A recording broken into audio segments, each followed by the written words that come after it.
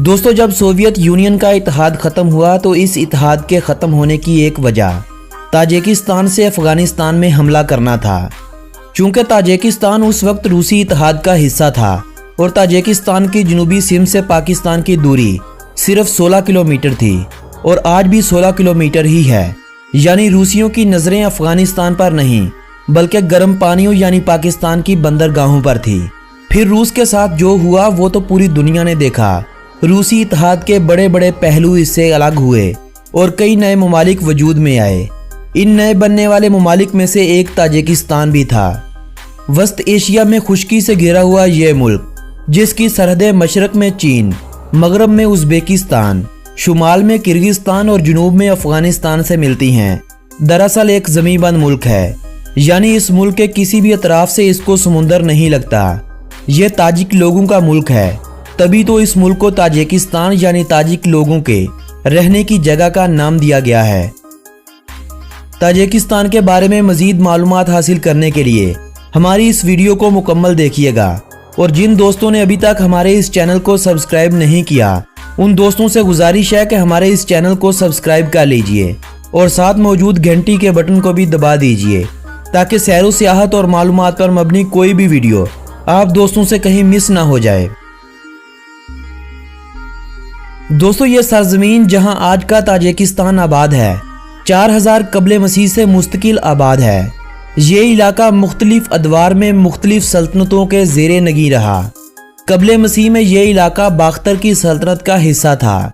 आखिरी अदवार में इसके कुछ हिस्से पर सिकंदर आज़म ने अपनी फतह व कामरानी का परचम लहरा दिया, लेकिन बहुत जल्द ये इलाका मुकामी कबाइल के कंट्रोल में चला गया। 7वीं सदी ईस्वी में कोई भी ताकत इस्लामी सल्तनत का यहाँ रास्ता न रोक सकी। अब्बासी दौर के अवाखिर में सल्तनत इस्लामिया के मुख्तलिफ हिस्सों पर नई रियासतें वजूद में आ रही थीं, तो अव्वलीन रियासतों में यहाँ कायम होने वाली एक रियासत सामानी सल्तनत भी थी, जिसने समरकंद और बुखारा के शहर बनाए, जो बाद में ताजिकों के सकाफती मरकज़ बने। बाद अज़ां कुछ अरसा यहाँ मंगोलों ने भी आर्जी कब्जा किया। सल्तनत रूस का हिस्सा बनने से पहले ये इलाका काफ़ी अरसा सल्तनत बुखारा का हिस्सा भी बना रहा। 19वीं सदी में रूसी सल्तनत ने वस्त एशिया में अपने पंजे गाड़ने शुरू कर दिए और ताजिकिस्तान पर भी कब्जा कर लिया। पहली जंग अजीम के खात्मे के बाद वस्त एशिया में रूसियों के खिलाफ मुसलमानों की एक तहरीक चली।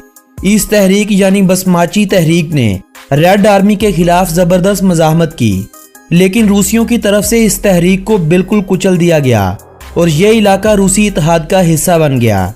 इश्तराकी दौर में यहाँ मज़हब खासकर इस्लाम को बहुत ज़्यादा नुकसान पहुँचाया गया।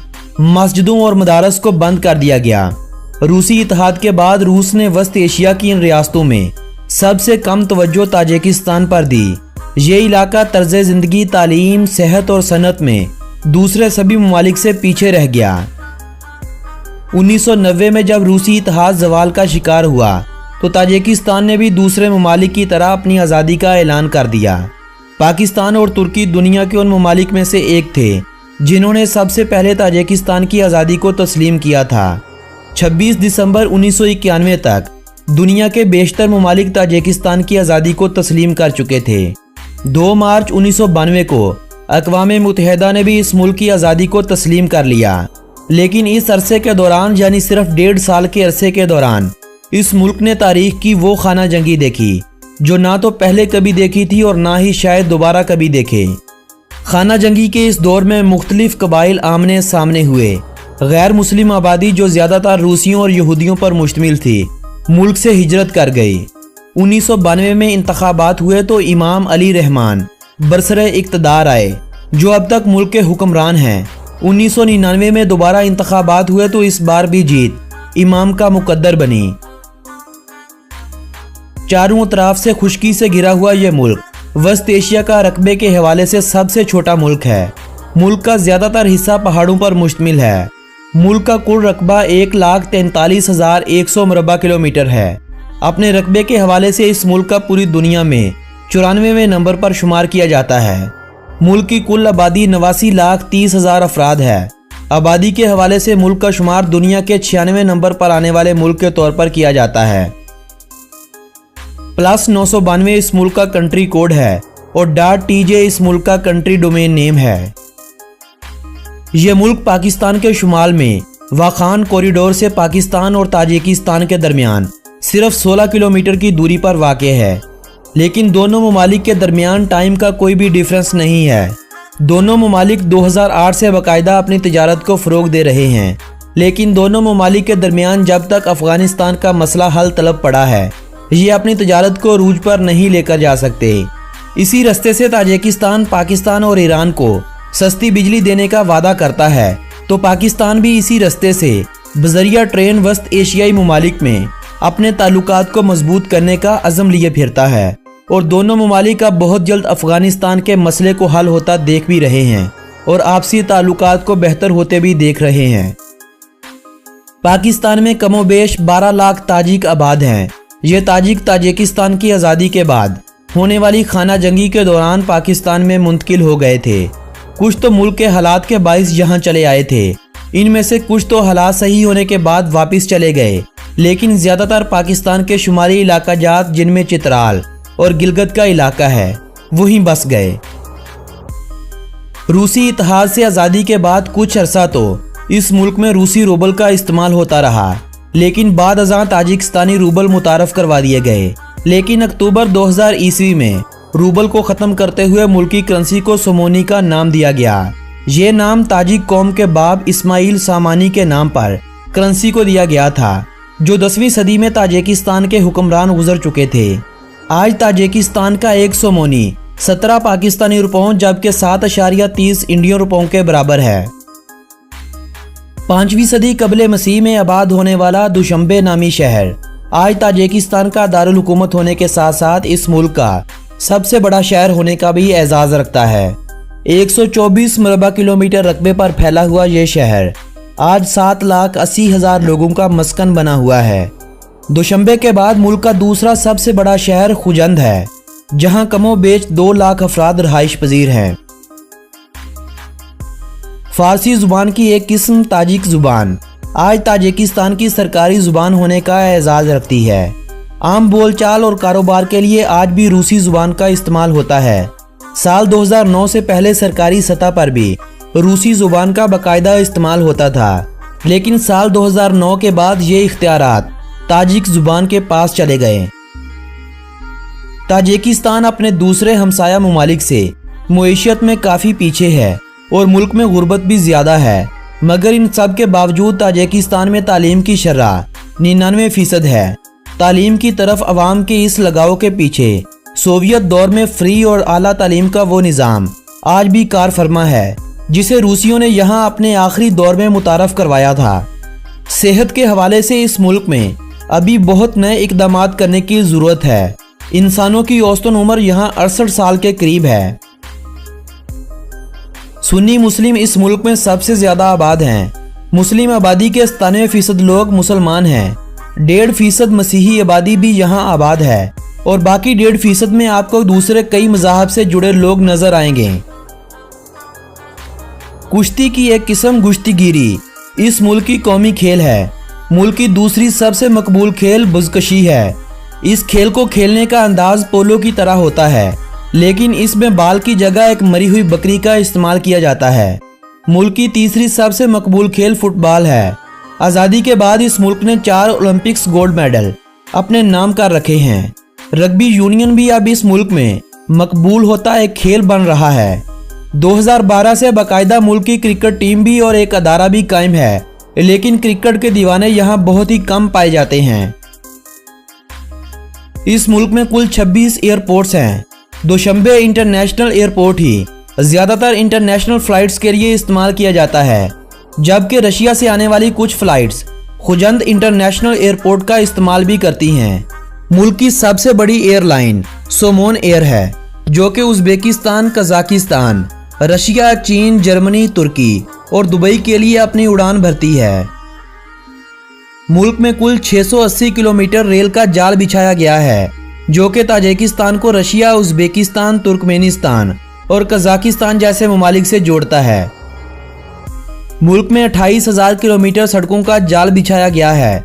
अलबत्ता छोटे छोटे देहात को जाने वाली बहुत सारी सड़कें आज भी पुख्ता नहीं की गई हैं। ताजिकिस्तान को अगर दरियाओं का मुल्क कहें तो ये कहना भी गलत नहीं होगा, क्योंकि इस मुल्क में दरियाओं की बहुतायत है। 10 किलोमीटर से लंबे दरियाओं की तादाद 900 से ज्यादा है और 10 किलोमीटर से कम दरियाओं को गिनती में शुमार ही नहीं किया गया है। 528 किलोमीटर लंबा दरिया बरतांग इस मुल्क का सबसे बड़ा दरिया है और 524 किलोमीटर लंबाई का हामिल बख्श दरिया दूसरा सबसे बड़ा दरिया है।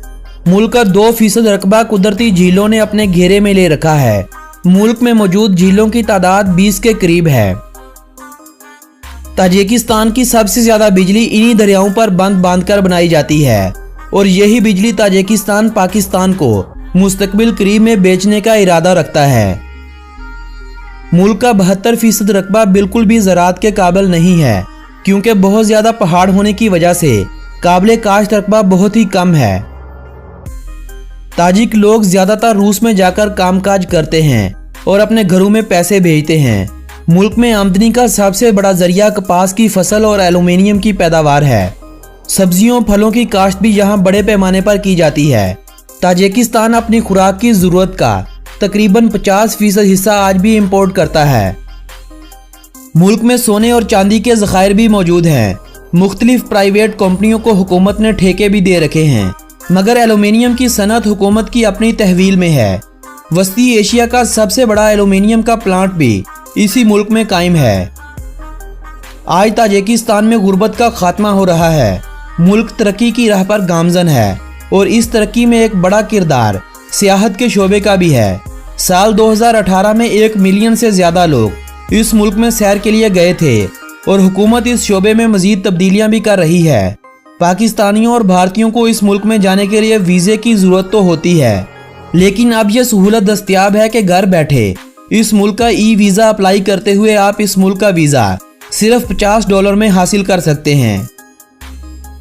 इलम ट्री इस मुल्क का कौमी दरख्त है। आप इस दरख्त की इलामत को ताजिकिस्तान के कौमी परचम के दरमियान में भी देख सकते हैं। आइरस का फूल इस मुल्क का कौमी फूल है। बाज इस मुल्क का कौमी परिंदा है। हिरनों की एक किस्म गिजाल इस मुल्क का कौमी जानवर है। ताजिकिस्तान के बारे में अगर दिलचस्प हक़ाइक़ की बात की जाए तो मुल्क की 50% आबादी ज़राअत के पेशे से वाबस्ता है।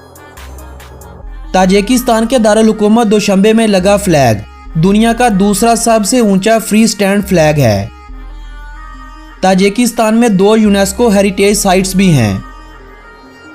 दुनिया का अजीम तजारती रास्ता जिसे सिल्क रूट यानी शाहराए रेशम कहा जाता है, इसी मुल्क से गुजरकर दुनिया को चीन से मिलाता है।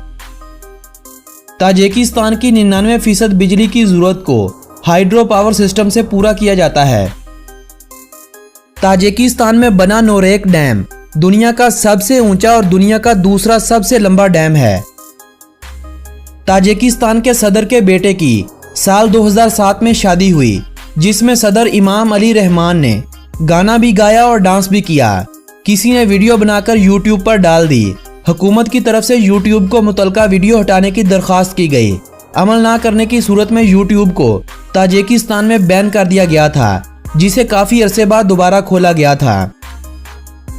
ताजिकिस्तान की 32% आबादी पॉवर्टी लाइन से नीचे जिंदगी गुजारने पर मजबूर है।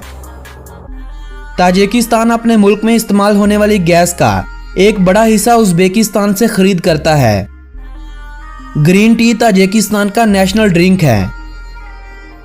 ताजिकिस्तान के खाने रूसी, अफगानी और उज़्बेक खानों से मिलते जुलते होते हैं। पुलाव ताजिकिस्तान की नेशनल डिश है। ताजिकिस्तान का ज़्यादातर इलाका पहाड़ी होने की वजह से ये सरजमीन हमेशा से ज़लज़लों की जद में रही है और ये भी एक हकीकत है कि जितना जानी नुकसान इस मुल्क में कुदरती आफात से हुआ है, इतना कभी किसी जंग से नहीं हुआ। दोस्तों, ये थी ताजिकिस्तान के बारे में दिलचस्प मालूमात पर मबनी एक मालूमाती और तफरीही वीडियो। अगर ये वीडियो आप लोगों की मालूमात में इजाफे का सबब बनी हो तो इस वीडियो को अपने अजीज़ो अहबाब के साथ व्हाट्सएप और फेसबुक वाल पर शेयर करते हुए अपनी पसंदीदगी का इजहार लाजमी कीजिएगा। मेरी हौसला अफजाई के लिए इस वीडियो को लाजमी लाइक कर दीजिएगा। अगली वीडियो किस मुल्क के बारे में होनी चाहिए, अपनी राय का इजहार बजरिया कमेंट हमारे साथ करते रहिए। आप दोस्तों से मुलाकात होगी ऐसी ही किसी मालूमाती वीडियो के जरिए।